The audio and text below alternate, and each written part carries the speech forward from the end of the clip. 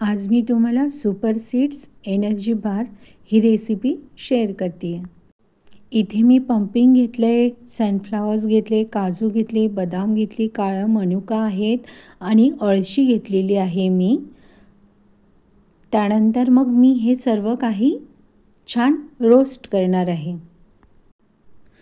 यामध्ये मनुका पण आहेत काळ्या, अक्रोड आहे, त्यानंतर काजू आहे, बदाम आहे आणि दुसरीकडे मी मखाना घेतला आहे, गाईचं तूप घेतले आणि थोडेसे शेंगदाणे आहे आणि काळ्या खजूर आहेत।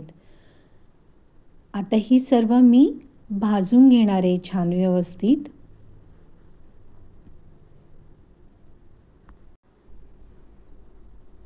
छान एनर्जी बार करणार आहे मी याचा।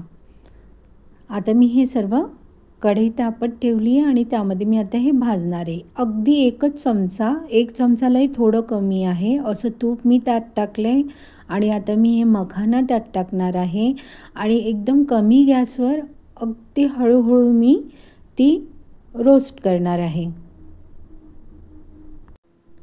इथे मी मखाणे छान भाजते आहे। मखाण्यामुळे ना पचनक्रिया सुधारते, मज्जातंतूंचे कार्य सुधारतात। त्यानंतर मखाणे जे आहेत ना ते दुधामध्ये उकळून खाऊ शकतो आपण, मधामध्ये आणि फळांसोबतही खाऊ शकतो। चव अशी पौष्टिक असते। पण एक आहे, ज्या लोकांना किडनी स्टोन किंवा पोटाच्या इतर समस्या असेल ना तर त्यांनी डॉक्टरांच्या सल्ल्यानेच ते खायला हवे। त्यानंतर मी यात शेंगदाणे टाकले आणि शेंगदाणेसुद्धा अगदी कमी गॅसवरती मी छान असे खरपूस भाजून घेणार आहे। शेंगदाणे गार होत आहे तोपर्यंत मी मिक्सरच्या भांड्यात फ्राय केलेले मखाने आहे ते मी आता छान मीडियम जाडसर बारीक करून घेणार आहे आणि मग ते आपण बारमध्ये टाकणार आहोत। आता मी इथे जाडसर बारीक करून घेतले मखाने, अगदी जास्त बारीक केलेले नाही आहेत, जाडसर केली आणि आपण ती फ्राय केली होती त्यामुळे काही हे नाही आहे त्याचं। त्यानंतर मी कढईमध्ये ना सगळे सीड्स टाकलेत। इथे मी आहे ना सगळे एकत्र करून टाकलेत। जर तुम्हाला हवं असेल ना तर तुम्ही अळशी वेगळी करू शकता, ड्रायफ्रूट्स वेगवेगळे भाजू शकता। पण मी इथे ना सर्व एकत्र केलं आणि अगदी कमी गॅसवर खूप वेळ छान असे भाजत होते। अगदी घाई करायची नाही आहे, कारण की त्याला ना क्रंचीनेस असं लागायला हवं, ते अगदी म्हणजे वातळ नको किंवा काही नको आणि जास्त दिवस ती आपल्याला जे आपण बार करणार आहोत ना एनर्जी बार तो राहणार नाही, तो बुरशी होऊन जाईल।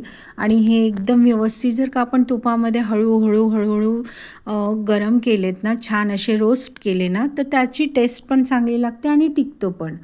मी इथे आधी तूप टाकलेलं नाही आहे। मी का टाकलं नाही, कारण की मी आधी सर्व व्यवस्थित छान असं कमी गॅसवर भाजून घेतलं आणि आता मी यामध्ये अगदी एक चमचालाही कमी होते एवढंच तूप टाकलेलं मी आणि आता पुन्हा मी कमी गॅसवर हे ना छान अशी भाजणार आहे। अळशी खाल्ल्याचे फायदे आहेत का हे माहिती आहे का? पचनक्रिया सुधारते, त्वचा आणि केसांची निरोगी ठेवते, वजन कमी करण्यासही मदत करते, मधुमेह नियंत्रणात आणते आणि त्यानंतर परत कसं आहे माहिती आहे का? अळशीने ना हृदयाचे आरोग्य सुधारते। अळशीमुळे ना शुगर लेवल पण कंट्रोलमध्ये राहते। अळशीची पावडर करून ती दही किंवा दुधामध्ये, सलाडमध्ये मिक्स करून खाऊ शकतो। पण अळशी ही नैसर्गिकरित्या गरम असते, त्यामुळे तिचं थोडं कमी प्रमाणात सेवन करायचं आणि खास करून अळशी ही ना महिलांसाठी खूप गुणकारी आहे। मी यामध्ये कढईमध्ये थोडंसं तूप टाकलं होतं आणि काळी खजूर आहे ती छान अशी मस्त ती मेल्ट करून घेते आहे। तिला वेळ लागतो व्हायला पण ती होते। त्यानंतर मी याच्यात बारीक केलेला मखाना टाकलेला आहे आणि मग पुन्हा हे सर्व सगळे सीड्स आहे ते मी त्यात टाकणार आहे आणि हे पुन्हा मी आहे ना कमी गॅसवर एक साधारणतः 5-1 मिनटं असं फ्राय करून घेणार आहे। त्याच्यात रोस्ट केलेले शेंगदाणे पण मी टाकलेले आहेत। शेंगदाणे कमी घेतलेत मी, जास्त घेतलेले नाही आहेत आणि त्याची सालं काढलीत आणि ती छान अशी 2 भागांमध्ये मी ती शेंगदाणे केलेली आहे। यात मी मनुकाचा पण वापर केलेला आहे आणि काळी खजूर पण आहे. मनुका कसं आहे माहिती आहे का, कमी प्रमाणात वापरायच्या आहेत. त्याच्यामुळे कसं आहे शुगर लेवल पण कंट्रोलमध्ये राहते. ज्या लोकांना शुगर असेल त्यांनी त्या मनुका जरा कमी खाव्यात, जास्त नाही. साखर आणि कॅलरीज त्याच्यामध्ये जास्त प्रमाणात असते, म्हणून मग ती कमी खावी. यामध्ये मी मध टाकलं होतं, अगदी थोडंसं मध टाकलं होतं आणि मग मी ते पुन्हा छान मिक्स करते आहे. मध हे ऑप्शन आहे, तुम्हाला टाकायचं तर टाका, नाहीतर नका टाकू, पण मी आत टाकलं.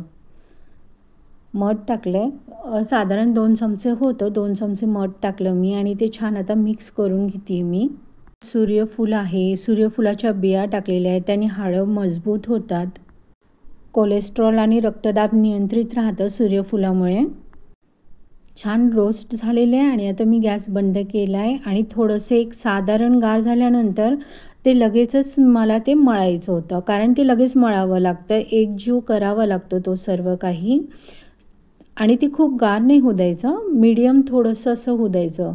माझ्या हाताला चटके लागत होते, पण तरीही मी फटाफट ते करत होती, कारण कसं असतं ते जर का एकदा ते गार झालं ना तर ते मिक्स व्हायला आणि त्याचा असं घट्ट गोळासा व्हायला जरा त्रास होत नाही. इथे मग मी काय केलं, एक झाकण होतं माझ्याकडे, ते कट केलं आणि त्याला एक साचा तयार केला आणि त्या साच्यामध्ये मी हे सगळं व्यवस्थित अगदी घट्ट धरून असं जेवढी ताकद लावायची होती मला तेवढी ताकद लावून घट्ट अशी त्याला मी एक शेप देत होते. तुम्हाला हवं त्या आकारामध्ये तुम्ही देऊ शकता. याच्या तुम्ही एक साधी वडी पण तयार करू शकता, लाडू पण तयार करू शकता.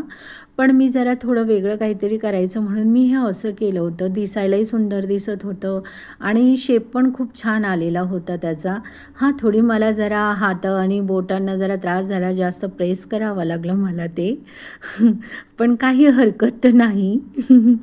मी जेवढी होती ताकद तेवढी लावून ते छान अशी प्रेस करत होते आणि ते साच्यामध्ये एकदम घट्ट होऊन मग त्याची अशी छान अशी एक शेपमध्ये गोल अशी मी वडी तयार केली होती. मी पुन्हा सेम तसंच केलं.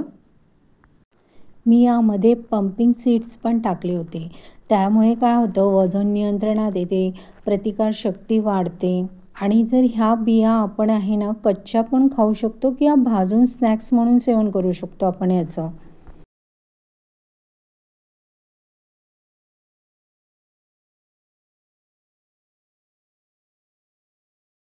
मी यामध्ये काळे खजूर पण टाकले. काळे